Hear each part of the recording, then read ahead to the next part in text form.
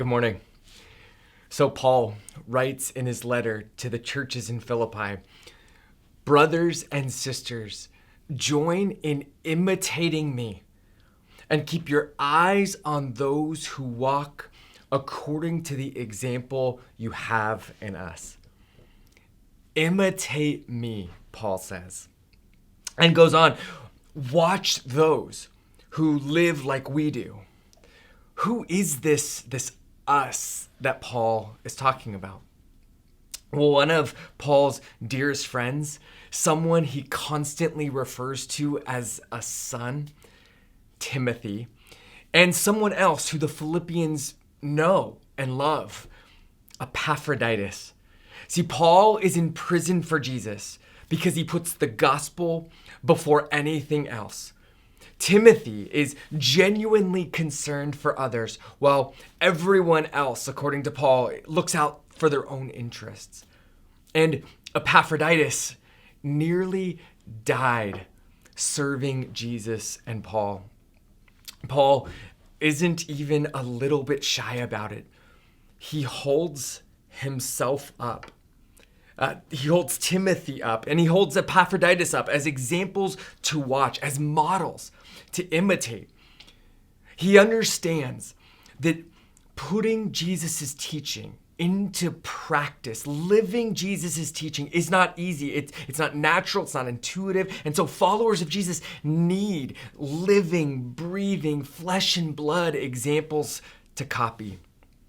Which is why Paul offers himself and his ministry partners, keep your eyes on anyone who lives like us, he says. And this should sound so strange to us, right? I mean, we live in such a different time. We just had another famous Christian with a huge name and massive following and a ministry that makes millions of dollars a year turn out to be just a bunch of words. And we live in a culture that often says that words are enough. We've heard enough of our parents and pastors say things like, do what I say, not what I do.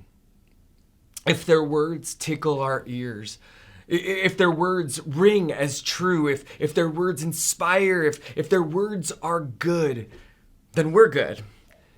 When a famous Christian falls from their pedestal, there is always the same kind of debate. Are their words true? Even if they were inconsistent from their life, can we still learn from them? There's a part of me that always wonders, maybe we can keep learning from them. But why? Why settle for someone who can talk about the truth when you can find someone who knows how to live it? If you wanted to learn a new skill or pick up a hobby, would you be satisfied learning from someone with no actual experience?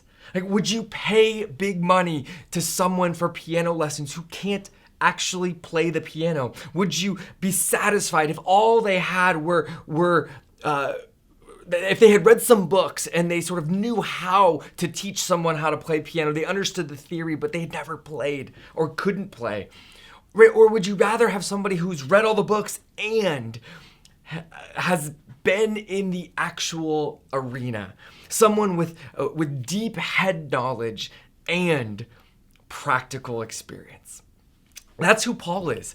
In Philippians 4, verse 9, he summarizes his advice to the Philippian churches like this: what you have learned and received and heard and seen in me, practice these things, right? Like, not just what you've heard, but what you have seen in my life. More so, like, these aren't just ideas to get into your head, but these are things to be done. Actions to get into your body if you are going to follow Jesus. I mean, you'll notice this in every one of Paul's letters. Even in his letter to the Romans, which is considered one of Paul's densest, most heady of theological reflections. Isn't about having the right answers about God. That's not what Romans is at all, right? It's not like we're going to die and be faced with a pop quiz to prove that we can answer every question right. See, Paul is writing to churches all over the world because he is obsessed with helping the church to live well in this world, to live together as a single unified family, and to live as citizens of a different kingdom, to be the body of Christ, the flesh and blood of Jesus in the world and for the world. This is what Paul is obsessed with. And if we are ever going to have any chance of living like Jesus in this world, then Paul understands we have to know Jesus. And so Paul's letters do two things. They teach the church how to obsess over Jesus, just as Paul does, because we cannot live like Jesus without knowing him. And these letters are drenched with him, right? Squeeze them, and every drop contains Jesus. But this isn't so that we can know about Jesus. You can know about Jesus and never live like him. But this is so that, filled with the very Spirit of Jesus, with our lives rooted in him, we might be the body of Jesus in this world.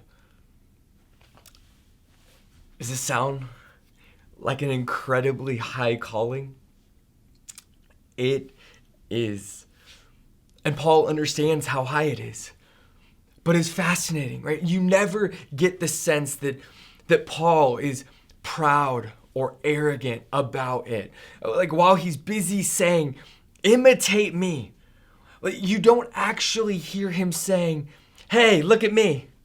Right? In another letter, Paul writes, be imitators of me as I am of Christ. And here to the Philippians, you get the same sense.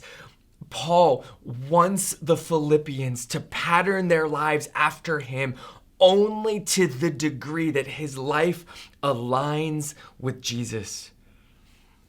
And Paul, in this letter, makes it clear who Jesus is.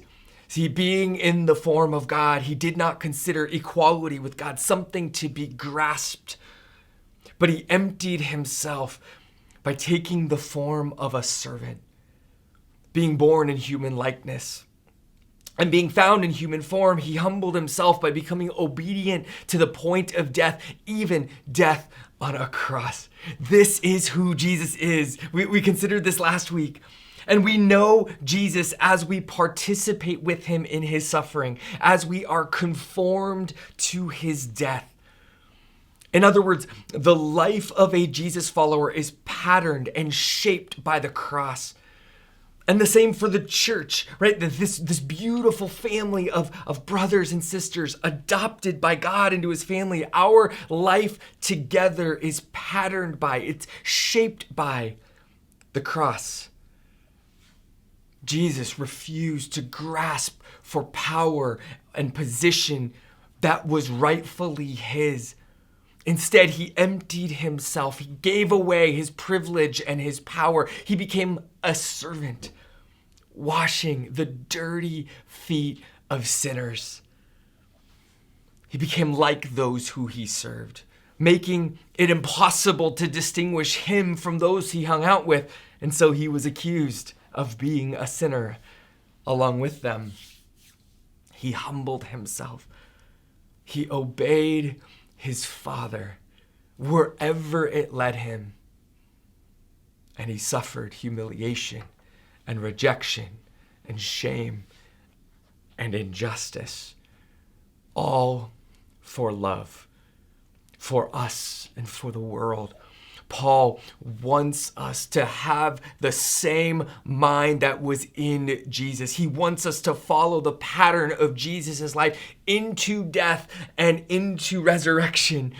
But he already understands how hard it is for people who have never met Jesus, like the Philippians, to really figure out how to live this pattern in new places and at new times. And so Paul lives it for them, in front of them. And so to Timothy and Epaphroditus, and Paul says, look here and look there. This is what it looks like. And yet still, it can be so hard, right, to know where to start. When you look at Mother Teresa, somebody who's more contemporary for us, right, it can be nearly impossible. It can feel impossible to know how to imitate her. If we're not careful, we can focus too closely on the wrong details in her life. We can hear a story about her feet, misshapen after years of wearing shoes that were too small for her. Or we can see her work among the extreme poor, those who were dying of their poverty in India, and pull the wrong details from those stories. Now this might sound silly, but I've heard stories of people who were so impressed by Mother Teresa's suffering that they imitated her by wearing shoes that were too small, so that they could suffer like her, hoping to become like her and become like Jesus. Or I've heard stories of people inspired by Mother Teresa's love for the poor, who then thought that they needed to travel to India so that they could work in the same exact communities as her.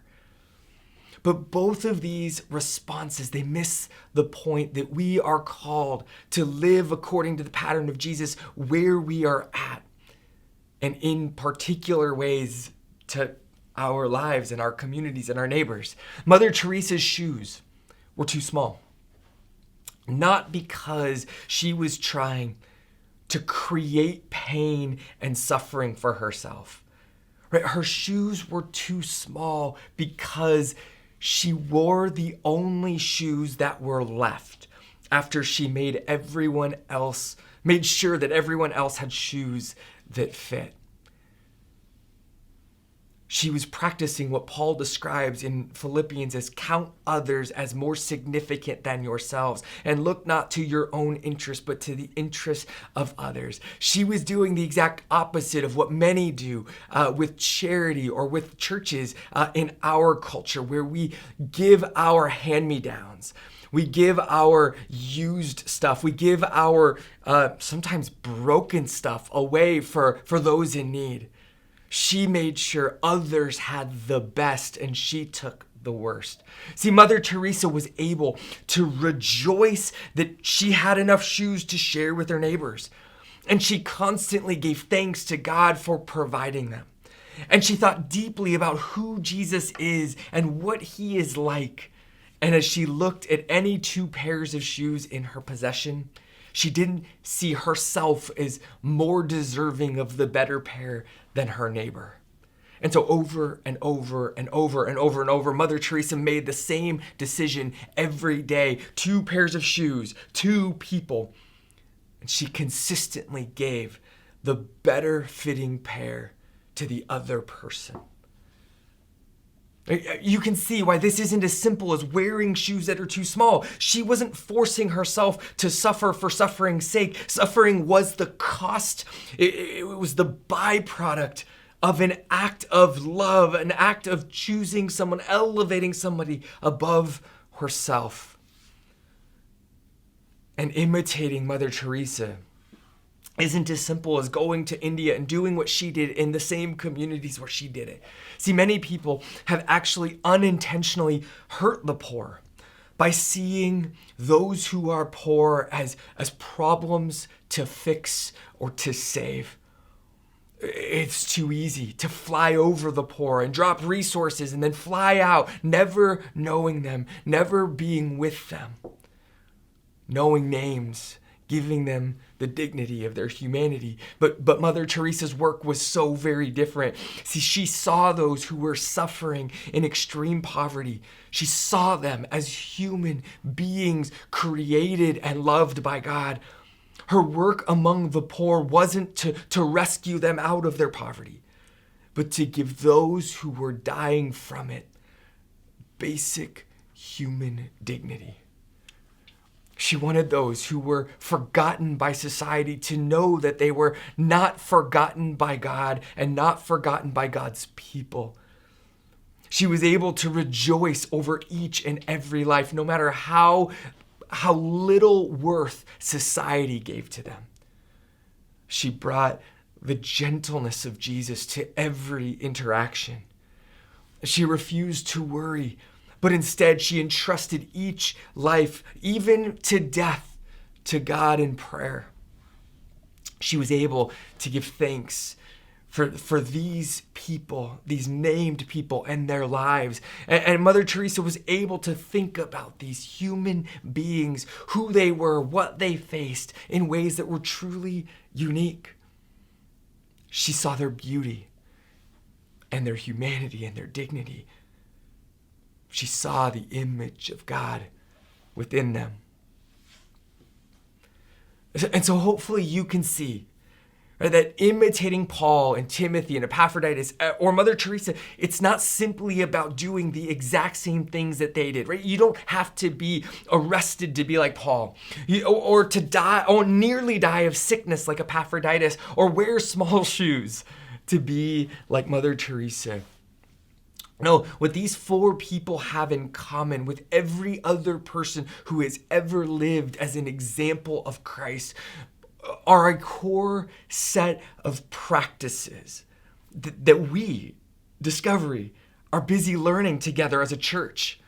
See, when Paul says that you have heard and seen in me, practice these things, he has just listed 6 overlapping practices, overlapping but distinct practices that form our lives together according to the pattern of the cross. You should recognize these from the practice these things cards that we gave out for the season of Lent.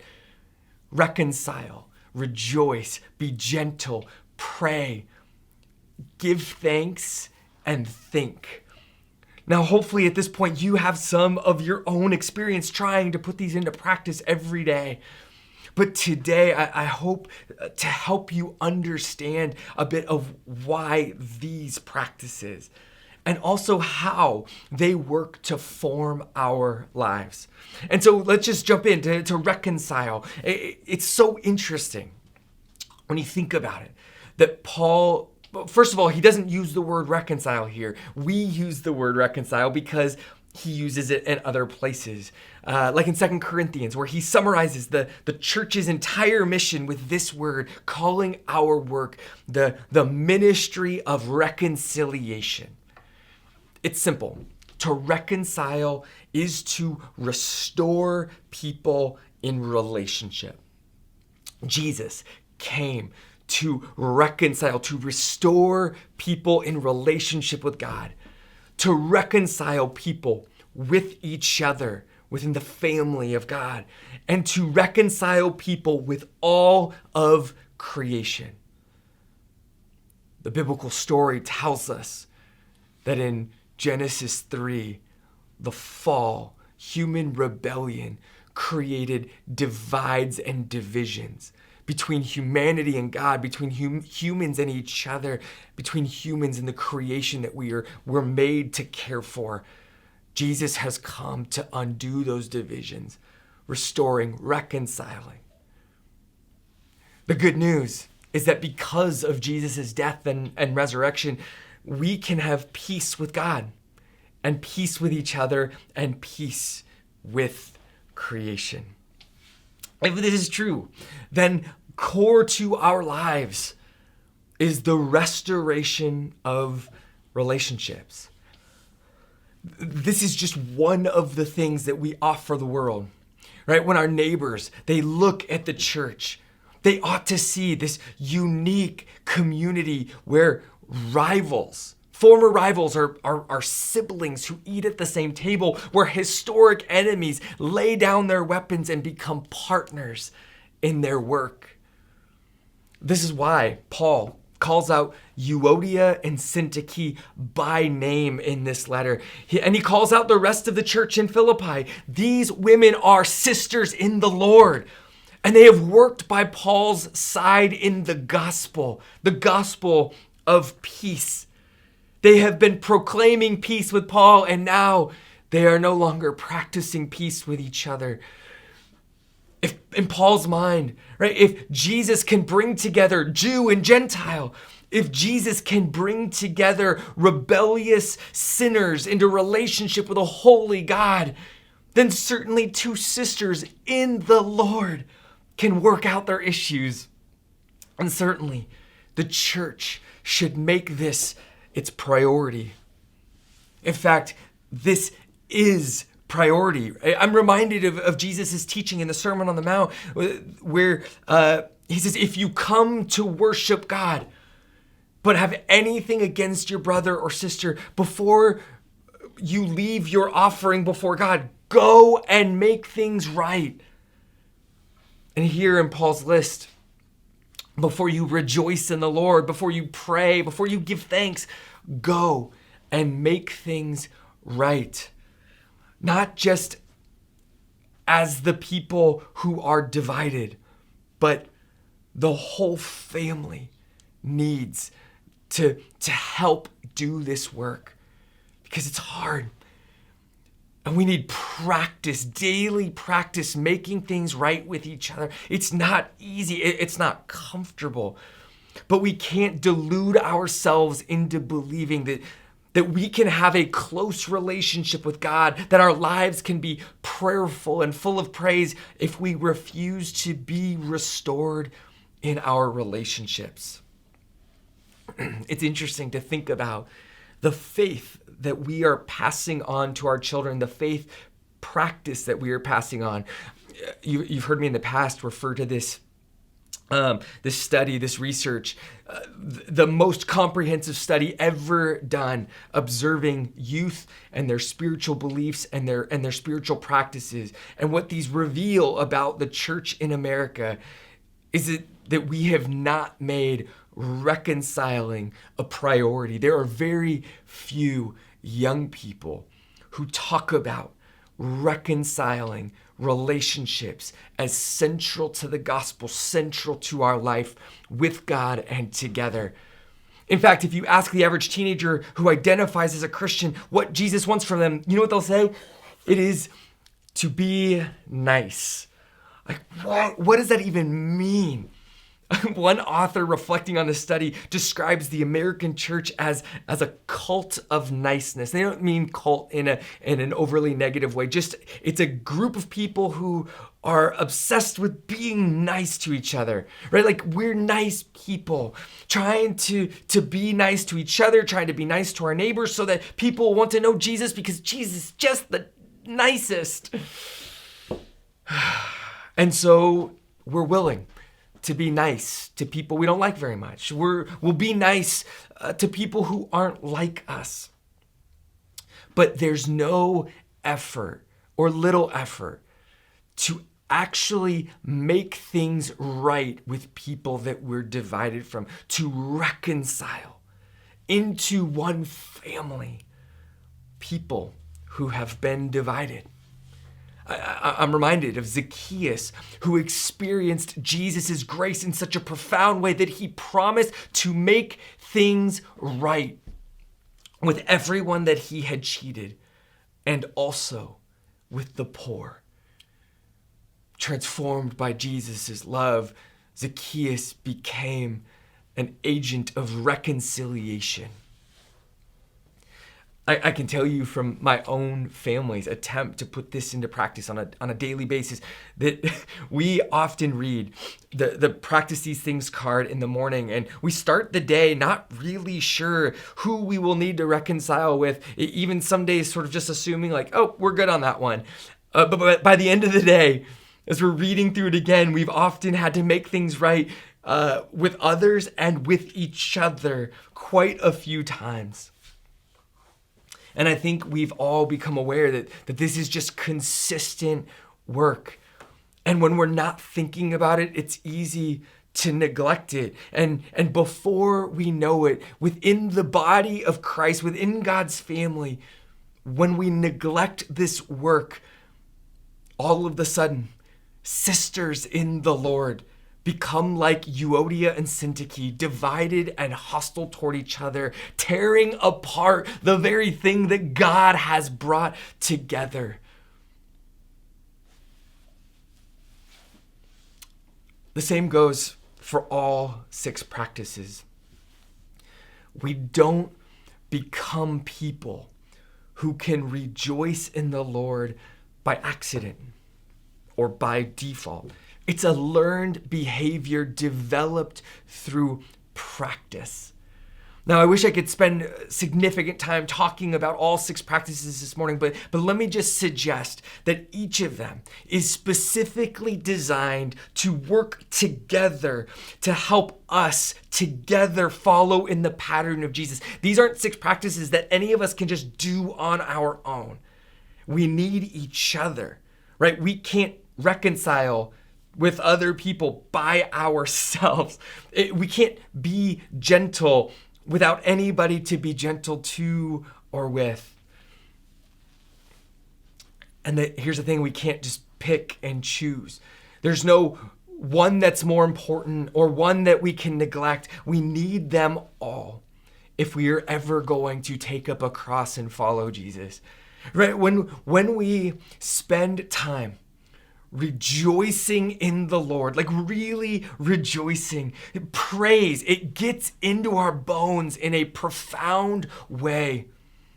Something happens when we celebrate Jesus and his character and his work on a daily, maybe even hourly basis. This becomes instinct or second nature to express joy about who God is and what God is doing. But we have to practice joy, practice rejoicing every day in the midst of every circumstance. If we don't practice, our circumstances will take over.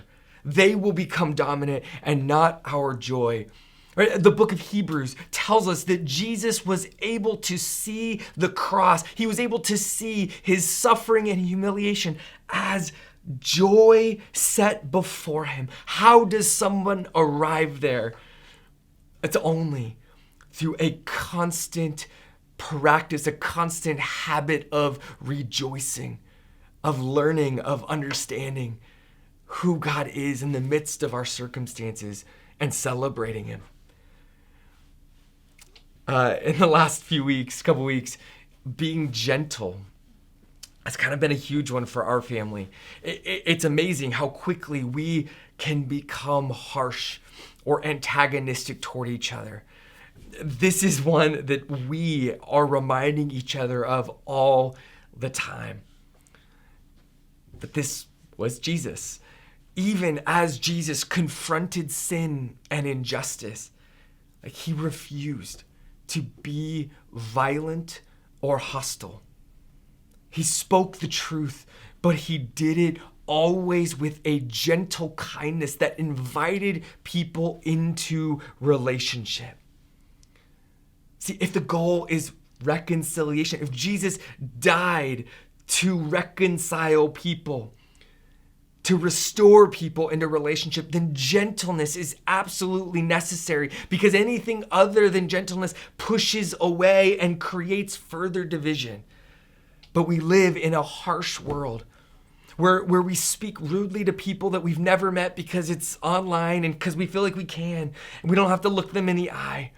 But we desperately need to learn how to be gentle. The church could offer the world a gentle presence. We will never carry a cross if we are too busy picking up weapons and insults and harsh words to use against others.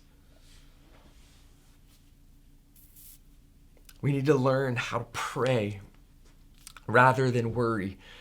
And that might sound easier said than done, because it is easier said than done. As strange as this might seem to say, as strange as this might seem, like we are, I don't know any better way to say it than we are addicted to worry. We're really good at it. We worry about everything. Our lives are oriented then to taking control of our worries, to giving in to our worries, submitting to them. Because here's the deal. We will never take up a cross if we are always worried about what will happen if we do, and if worry is our boss. We worship a God who raises the dead. Jesus assures us we will be fine. That God is working all things together for the good of those who love him and are called according to his purposes. In other words, to pray is to entrust our lives and the stuff of our lives to God who is good and who is for us. It's only through practicing this kind of regular trust in God that we can ever be expected to take up a cross, trusting that death is not ever, nor has ever been more powerful than God.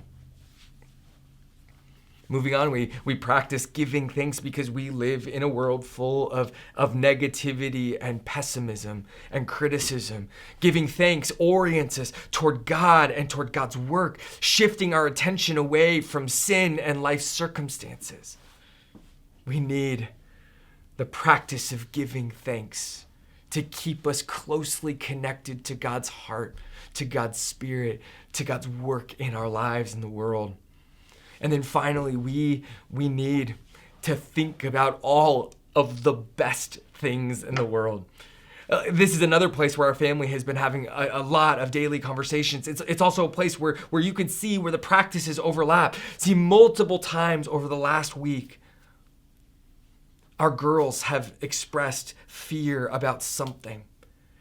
They have truly been afraid about some circumstances they were facing. But with this practice in hand, we were able to ask the question, if we think about what is true and lovely and praiseworthy, then what should we do about our fear? Again and again, we've been able as a family to acknowledge that fear and that worry are real. Like, we feel those things. They affect our bodies, our minds, our hearts, all of us. These feelings are powerful, but they don't necessarily reveal what is true. And so what is true? Will we set our minds on the things that are true? No bad guys are going to break in while you're babysitting. Just because your parents don't answer you from the other room doesn't mean they died in the last 7 minutes. The steep cliff off the side of the road doesn't mean that you're going to go sliding to your death. We have to believe what is true. We have to train our minds to think about what is true. This will draw us into prayer. This will give us the courage to be gentle. When we think that we need to fight, that if we don't fight, everything is going to fall apart, the truth reminds us that God is in control, that God has already overcome, that the cross is excellent and beautiful and worthy of praise. Right? This will urge us to prioritize reconciliation when we have been wronged, because when we've been wronged, we want to live in lies, that wrong is somehow enough to keep us divided. But then we're reminded of the truth and the beauty and the holiness of what God has done, dying for sinners, giving his life so that we might be drawn together. How could we stay divided? See, these practices, they train us to carry our crosses. If we can't get these practices right, we will never carry crosses. Like Paul, like Timothy, like Epaphroditus, or like Mother Teresa. More than anything, they train us to live in the truth. The truth above all truths. The truth that wins. This whole passage starts with Paul referring to the Philippian church as beloved. Beloved, those who are loved. This is who we are. We are sons and daughters of God, loved by the Father. These are not practices that we pick up, that we do. so that we can somehow earn the Father's praise, so that we can earn God's love, that we can somehow establish a relationship with him. No, you are already loved. Christ already died for you. You are loved, and therefore you are part of a family that lives in these ways. You're part of a family, and this family has a way of life together. A way of life that is constantly reconciling, restoring people in relationship. A family, a household that rejoices because of who God is and what God is doing. You're part of a household that is gentle with each other. Part of a household that chooses to give thanks and to pray and to think about what is true and holy and noble and admirable and pure and praiseworthy. These things, these practices, they don't earn anything for us. They help us enter into who we were made to be. They help us live as loved sons and daughters. Because you are loved, practice these things. Walk in your belovedness and embrace your family as fellow heirs, fellow loved ones. These are the practices that will train us to grow up into maturity together so that we can be family over the long haul. These are the practices that help open our lives to love so that we can grow constantly in our ability to receive love from God and from others.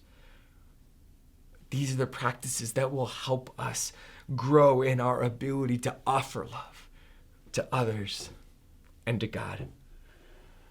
Where do we start a life with Jesus? Here, in these 6 practices. At least that's what Paul seems to think. And it seems to have worked for everyone who has imitated him over the last 2,000 years. Let us continue, my brothers and sisters, knowing Jesus, to work out, to live out, to practice out our salvation in fear and in trembling. Grace and peace.